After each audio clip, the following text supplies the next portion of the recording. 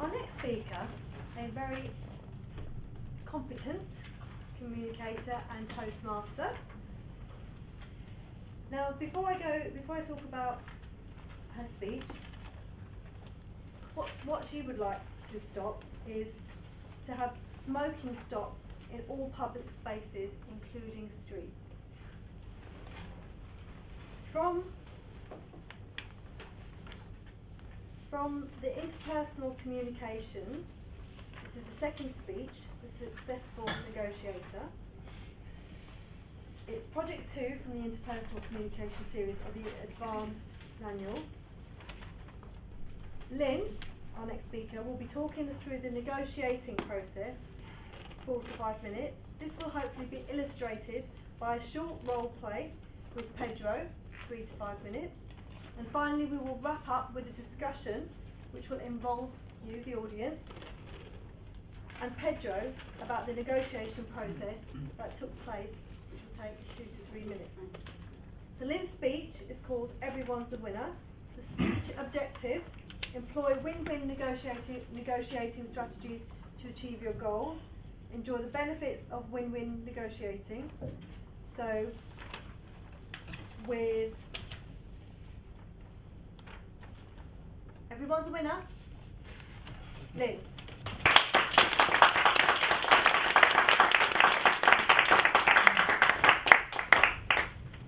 Just to explain myself about smoking, I used to smoke like a chimney. People said the world will end before Lynn stops smoking. So if I can do it, anyone can. Now I'm going to do my speech.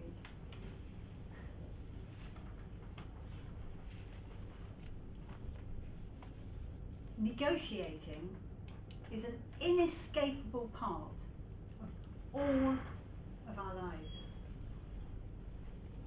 It might be negotiating a pay rise with your boss. It might be negotiating to buy a property where the asking price is just a bit too high for your budget. It might be negotiating where to go on holiday, or even where to go for dinner with friends. None of these situations has a foregone conclusion.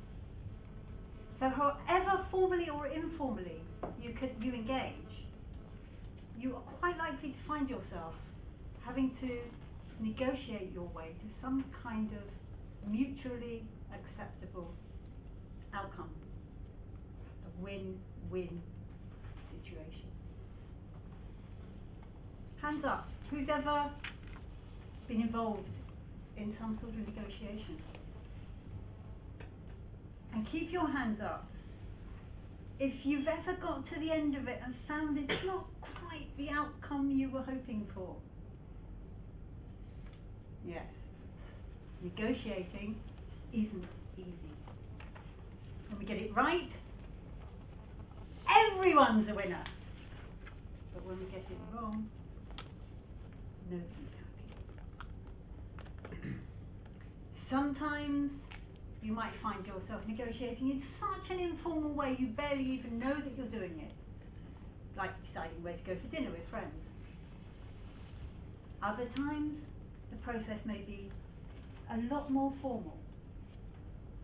This is especially likely when there's some sort of financial risk attached, like negotiating the all-important pay rise. So what does a win-win situation look like? What does that negotiation process look like? There are a number of things that you would expect to find in a win-win process. At the beginning, and we're all familiar with this, aren't we? An attempt to break the ice, to build rapport. And that includes even the selection of the time and the place where the negotiation is going to take place. There needs to be in there somewhere a recognition that you, as the initiator of the negotiation, are the one with the problem. It's you who needs the help. It's you who's asking someone to solve your problem. And with that in mind, you need to be very clear about what is an acceptable outcome to you as that initiator. You need to demonstrate a very clear understanding to the other person. You're trying to understand what is their problem, what is it that they're doing that's causing your problem. You're trying to understand, you're trying to empathise. You don't judge, but you're constructive and supportive as you put ideas to them. You want them to take those ideas on board, not dismiss them at the first opportunity. So ideas put forward with integrity, honestly, in a way that's relevant, and demonstrating what's in it for them. What's the benefit to them of trying out these ideas? There should be signs of where the negotiator is prepared to compromise and where they're going to stand their ground. Lots of signs of active listening. The other person might have some really funky ideas that could work that you haven't thought of. And together you might come to some kind of solution that's very effective. And when it's all said and done and the win-win has been achieved, a big thank you to the other person. Because after all, they've solved your problem. So what might this look like in practice? We're going to do a little role play now. Pedro's going to help me. The scenario for this role play is that Pedro has recently joined Toastmasters. And he keeps coming along and doing speeches. And they're not very good. And I, for one, am really fed up with it.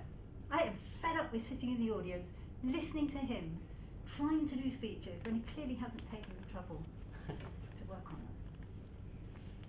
After all, it's my time I'm giving up as well.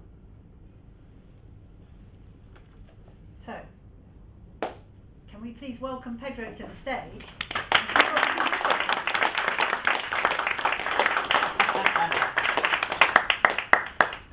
Good evening. Hi Pedro, how are you? Well, okay.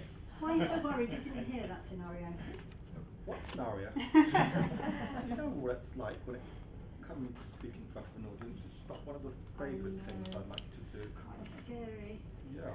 But I mean, I'm so thrilled that you joined Toastmasters. It's fantastic. It's a big step in the right direction. Don't tremble, Pedro. Please take a deep breath. That's it. Out with the bad, in with the good.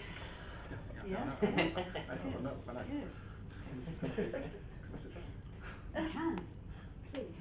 Thank you. I'll sit with you.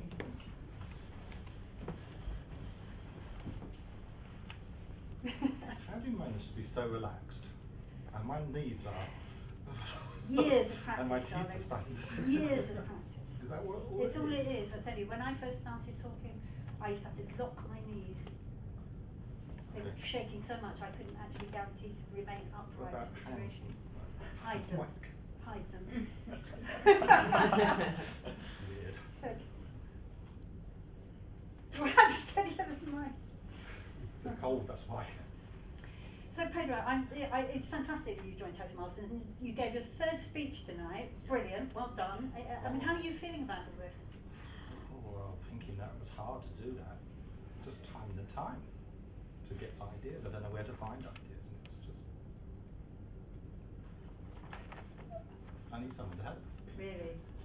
And is it's just about ideas, or are there any other things that are Well, it's bothering also, you? I don't know, when I start writing speeches, it's just like a big mess. And I read it and oh God, that's bloody awful. I'm never going to go and say that.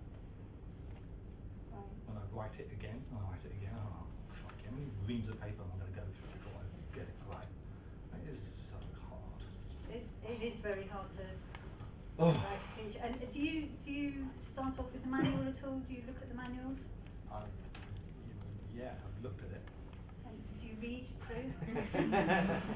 Well, not really. I mean, one of the things, because they are quite dry, aren't they? I agree, Yeah. they're not written in the most No, they're not. accessible of styles. But one of the things that I've always found useful is I get a great big pink highlighter out, green, blue, yellow, And highlight things, and scribble in the margins, make some notes. I don't know if that's That's like going back to school though. Yes, but we are learning Yeah, still. I know that's I think I've got some other issues to deal with first. Do you have any thoughts about how you could make the manual help you more? I don't know, at the moment I feel like I don't want to do it. Okay. So like, this is hard tonight. But you're really keen to progress Yeah, I'd with like to, speaking. but that's the problem. I want to do it, but I don't want to do it. It's just like this contradiction. Mm. I mean, it's like I hear all these wonderful speakers around me. I think I'm never going to be like them. They started once upon a time, back in the knee shaking I listened to days. Riz speak. I think there's no chance. He was born speaking. Some people. I mean, like Isabel, just like fantastic. I know, brilliant. I can't do that. But I think you'll find that maybe they've done some preparation. Yeah, I know. It's that manual again. But I have another suggestion I know, for you. we're in Stoptober, aren't we? Maybe I have to stop procrastinating, making excuses. And have you talked to anyone here? I mean, Riz or Yeah, I think Isabel? I need to speak to Riz. And get them to help you, because these people help. they can cut you through the manual so that you don't have to read it all and make sense of it all. They've been there before, so they can actually sort of almost fast track you through the boring stuff, and perhaps do it in a nice voice and better style of I'll communication. try. Will you? Yeah. I think it would be so good, because you'll feel so I'll good speak about to, yourself. I'll speak to Riz in a break. Okay, See 'cause if he'll take me on as a mentor. that would be fantastic, because I think that you will find that you enjoy the whole process so I hope much so, more, because and then you learn all these fabulous skills. I've missed out on a couple of promotions because I haven't been able to stand up and deliver. Really? Well, we have Toastmasters here who have they've got promotions. They're really going fast track because of that. Yeah, I know, I heard about Virginia who's just done a fantastic Yeah. job. So there are fantastic opportunities. Well, I'm really glad that we've managed to Thank you. take a step That's forward. been- I think yeah, that you're going to enjoy. I'm feeling a little bit better. Yeah, and don't panic. It'll come when it comes. It's no. Easier said than done. It is. I grant you. Thank you, Lynn. Thank you, Pedro.